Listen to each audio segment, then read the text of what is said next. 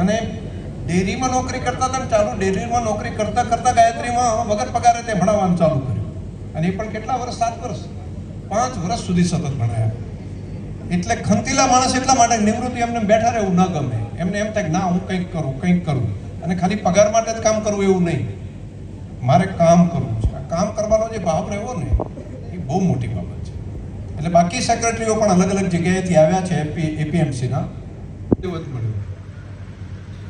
એટલે સાહેબની સરળતા અને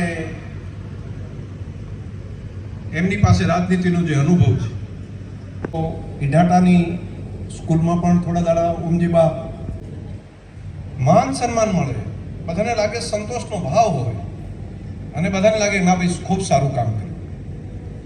આ સદભાગ્ય અને સત્કાર્ય બંને હોય ત્યારે જ મળી શકે. એટલે હું ભેમજીભાઈને આ બંને કામ માટે હૃદયથી ખૂબ ખૂબ અભિનંદન પાઠવું છું.